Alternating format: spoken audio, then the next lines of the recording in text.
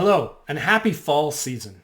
Brian Bogaert, the real estate investing coach from Calgary Condo Investments here, and I have some behind-the-curtain thoughts on some recent real estate news. Our Honorable Deputy Prime Minister, Chrystia Freeland, has been in the news recently announcing changes to housing policies that will supposedly make homeownership achievable for more Canadians. New housing announcements? Well, that seems very gracious. I wonder why these are suddenly being announced. Oh, wait. We are in an election year here in Canada. That's when all the presents are given out. And if you follow Canadian politics, you'll know that the Liberals are not too popular these days, so they have some work to do. I'm going to give a brief summary of these shiny new housing presents and then some thoughts about them. Number one.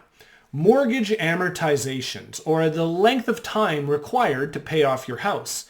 The proposal is to expand these from 25 years to potentially 30 years.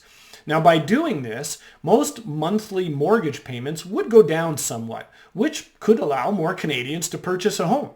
As an example, expanding the amortization period to 30 years from 25 on a $650,000 house would lower mortgage payments by about $300 a month. Number two, Ottawa is also raising the cap on insured mortgages from $1 million to $1.5 million homes. This is clearly focused on the most expensive markets in Canada, Toronto and Vancouver, where it is next to impossible to find a single-family home for less than $1 million. By raising the cap, it would mean more houses would be eligible for mortgage insurance, thereby requiring smaller down payments. This could be the difference for a Canadian who does not have the 20% down currently required to buy a house that is more than $1 million, but they do have 5 or 10% to put down. Chrystia and the gang are doing their best to convince us that these really are gifts and essential for making home ownership achievable, especially for young Canadians. But of course she's going to say that, as the Liberals desperately try and get back in good favor, especially with young Canadians who currently believe that home ownership is out of reach.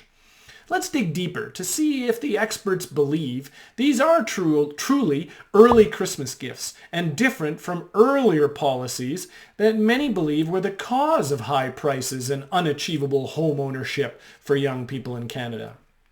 As for the mortgage amortizations being extended to 30 years, well, what that is really doing is just stretching out the time required to fully pay off your home by an extra 5 years.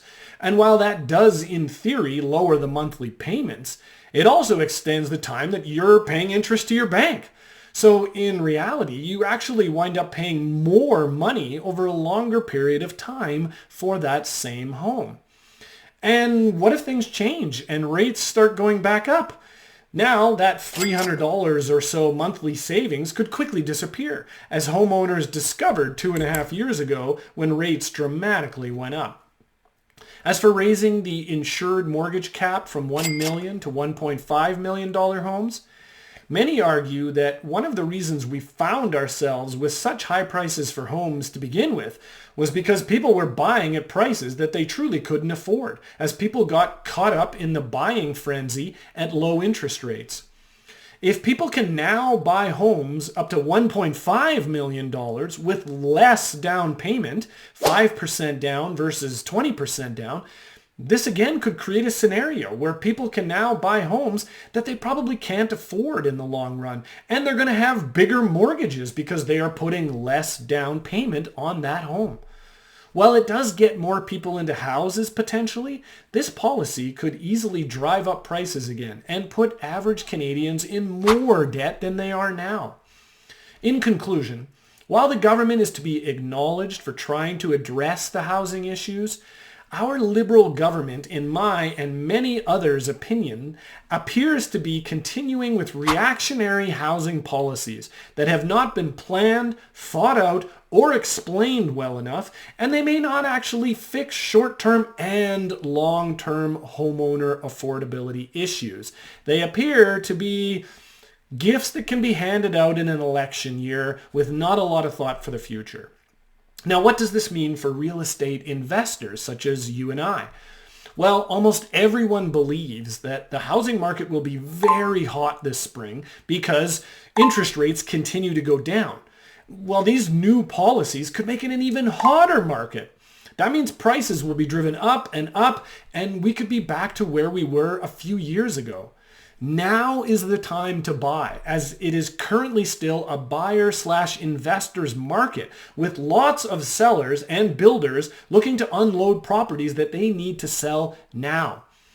Contact us as soon as possible to hear about the special opportunities we have with a number of builders that we currently work with, as these opportunities are likely going to be gone come spring.